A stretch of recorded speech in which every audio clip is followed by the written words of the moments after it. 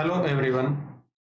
तो कल अपने क्लासिफिकेशन ऑफ एल्कोहल पढ़ रहे थे और हमने देखा जब अपने एल्केन के एक हाइड्रोजन का रिप्लेसमेंट हाइड्रोक्सी ग्रुप द्वारा करते हैं तो अपने पास जो एल्कोहल मिलता है उसे अपने CnH2n प्लस 1 OH से रिप्रेजेंट करते हैं।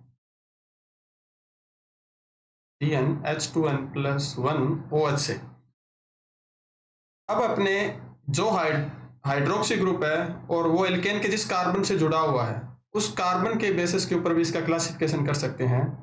अगर अपना हाइड्रोक्सी ग्रुप ऐसे कार्बन से जुड़ा है जो अपना मोनो सब्स्टिट्यूटेड है तो अपने इस अल्कोहल को प्राइमरी अल्कोहल कहेंगे।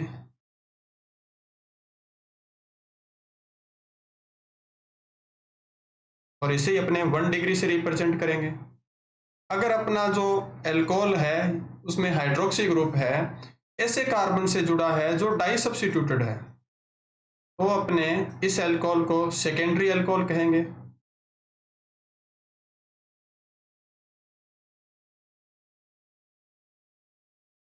और इसे अपने 2 डिग्री से रिप्रेजेंट करेंगे।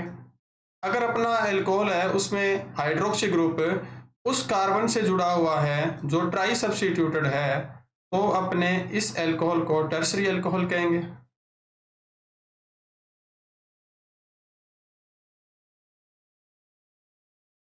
और इसे अपने 3 डिग्री से रिप्रेजेंट करते हैं। ये था अल्कोहल का कार्बन के बेसिस के ऊपर क्लासिफिकेशन। अब अपने बात करते हैं अल्कोहल की एसिडिटी और बेसिसिटी की।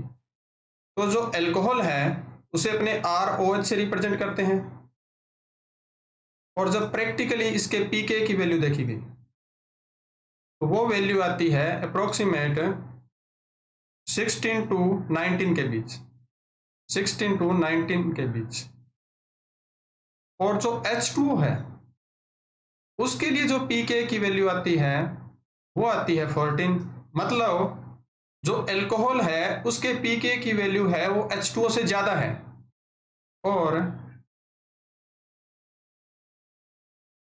पीके जितना ज्यादा होगा, पीके की वैल्यू जितनी ज्यादा होगी या इंक्रीज करेगा आपकी एसिडिटी उतनी कम होगी। इसका मतलब ये हुआ कि आपका H2O है वो अल्कोहल से ज्यादा एसिडिक है।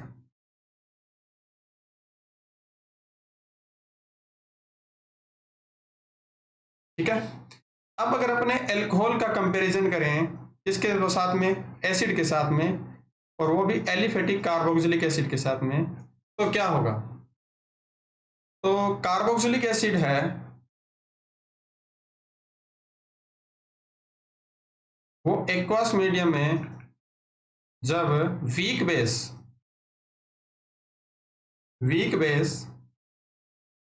सोडियम बाइकार्बोनेट एक वीक बेस है रिएक्शन करता है तो कार्बोक्सिलेट आयन बनाता है। तो क्या बनाता है? Carboxylate ion.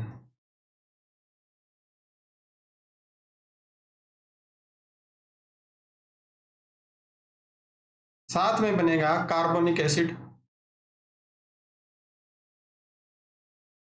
यानी जो एसिड है वो वीक बेस की प्रेजेंस में रिएक्ट करके साल्ट बना रहा है, सोडियम का साल्ट बना रहा है यहाँ पे। और जो कार्बोनिक एसिड बना है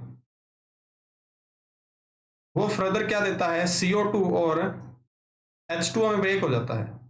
वो CO2 और H2O में ब्रेक हो जाता है। यानी आपका जो कार्बोक्सिलिक एसिड है वो वीक बेस की प्रेजेंस में रिएक्ट करता है, साल्ट बना रहा है, प्लस साथ में आपका CO2 गैस निकाल रहा है। जबकि अगर अपने यही सेम रिएक्शन किसके लिए प्रोसीड कराएं, अल्कोहल के लिए अगर कराएं तो आप देखोगे कि जो अल्कोहल है वो सोडियम बाइकार्बोनेट से रिएक्ट नहीं करता है।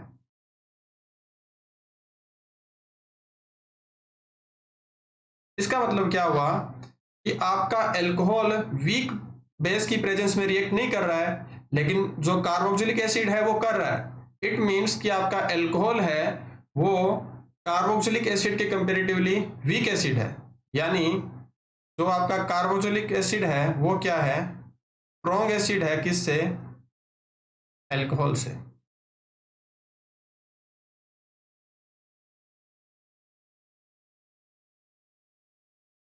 ओके, अगर अपने इस एसिडिटी के ऑर्डर को देखें और अपने इस एसिडिटी के ऑर्डर को देखें तो अपने क्या कंक्लूजन निकाल सकते हैं कि सबसे स्ट्रॉन्ग एसिड कौन है? आपका कार्बोक्सिलिक एसिड, और उसके बाद है आपका H2O, और उसके बाद है आपका एल्कोहल, के बाद है आपका एल्कोहल।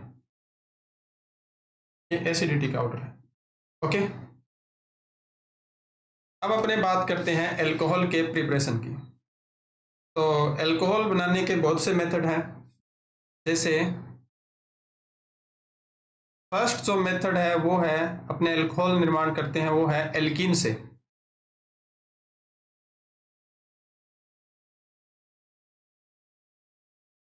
फ्रॉम एल्कीन, यहाँ पे आपका क्या होगा? इलेक्ट्रोफिलिक एडिशन पाथ फॉलो होगा।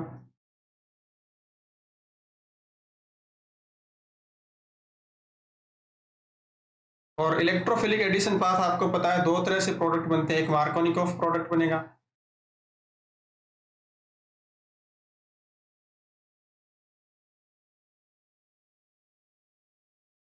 और एक एंटी मार्कोनिकोफ प्रोडक्ट बनेगा।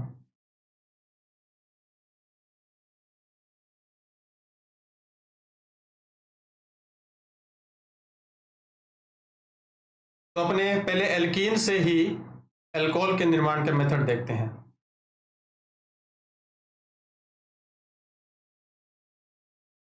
अगर अपने बात करें सिंपलेस्ट एल्कीन एथीन की, CH2 डबल बॉन्ड CH2, और एथीन है वो डायरेक्ट आपकी H2O से रिएक्ट करती है एसिड की प्रेजेंस में, और क्या बनाएगी? क्या बनाती है? एल्कोहल।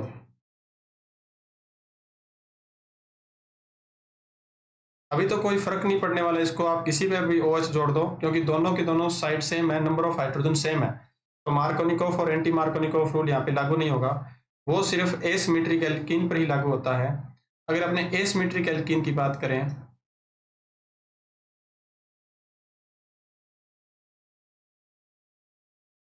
तो ये रहा आपका H2O, एसिड की प्रेजेंस में ये रिएक्शन होगी। तो अब इन दोनों में से बॉन्ड के इलेक्ट्रॉन जब आपके CH2 की तरफ शिफ्ट होंगे तो यहाँ पे नेगेटिव और इस पे पॉजिटिव चार्ज, इस नेगेटिव के ऊपर ही आपका एसिड अपना H पॉजिटिव देगा, तो क्या होगा? CH3 CH CH2 और H, और इस पर जो पॉजिटिव चार्ज आएगा उसके ऊपर आपका कौन, जो HSO4 बचेगा वो आपका बॉन्ड बनाएगा ना। ये सेकेंड स्टेप में आपका H2O है वो अटैक करेगा, और यहाँ पे क्या बनेगा? CH3 CH OH CH3, और इसका जो H है वो H2SO4 वापस से जो आपने कैटलिस्ट के रूप में काम में लिया था वो रहा। यानी कौन सी एल्कोहल बन रहा है यहाँ पे? ये बना 2 डिग्री एल्कोहल। अब अगर आप देखोगे तो जो आपका OH है वो उस कार्बन से जुड़ा हुआ है जहां पे आपके नंबर ऑफ हाइड्रोजन क्या थे? कम थे। एल्कीन का जो 2 कार्बन है उसमें एक कार्बन पे 1 हाइड्रोजन है, दूसरे कार्बन पे 2 हाइड्रोजन है, और अगर आपका नेगेटिव पार्ट उस कार्बन पे जाके जुड़ रहा है जहां पे हाइड्रोजन का नंबर कम है तो उसे अपने कहते हैं मार्कोनिकोफ प्रोडक्ट। ये कैसा है? मार्कोनिकोफ प्रोडक्ट, ठीक है। ऐसा ही क्यों हुआ? वो कार्बोकेटाइन की स्टेबिलिटी की वजह से है, अपने उस पर नहीं अभी बात करेंगे। Okay, thank you.